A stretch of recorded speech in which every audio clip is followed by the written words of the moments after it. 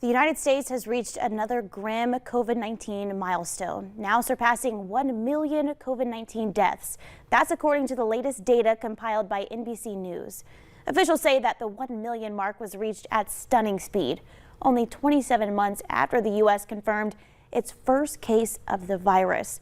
According to the CDC, most of those deaths, more than 80%, came between April and December of 2021 and were mostly unvaccinated Americans.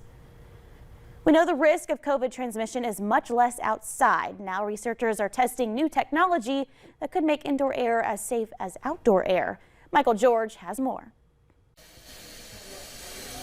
As these dental students practice on mannequins, this lamp is disinfecting the air. We're excited because we're the first ones to test it. Researchers at Columbia University are trying out a new kind of ultraviolet light called far UVC light. Dr. David Brenner says unlike the UV light currently used to sterilize hospital rooms and equipment when people are not around, these lamps use a different wavelength that is not known to be harmful to people. This far UVC light really can't penetrate into our skin or into our eyes. Dr. Brenner co-authored new research showing far UVC light took less than 5 minutes to kill 98% of indoor airborne microbes, which means it could possibly reduce the transmission of diseases such as flu and COVID. We know there are going to be new variants that haven't reached us yet, and the nice thing about far UVC is it should be effective against every type of virus. The lamps can be installed in the ceiling and cost about $200 each.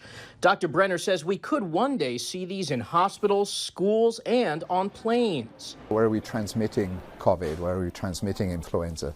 It's almost entirely indoors because you have so much ventilation outdoors. I think what we have achieved with far UVC is the equivalent of stepping outside. Dr. Stephen Erdy is excited the research is being tested at a dental clinic, since many microbes in the mouth can get into the air. This is a great opportunity to decrease that load so that when the patients are here, the providers are safer and other patients in the same facility are safer. A potential game changer that could possibly prevent the next pandemic. Michael George, CBS News, New York.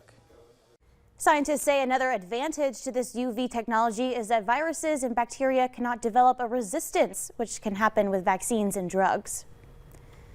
Grab a bag of quinoa because next at noon we'll dish up a new salad that's packed with protein.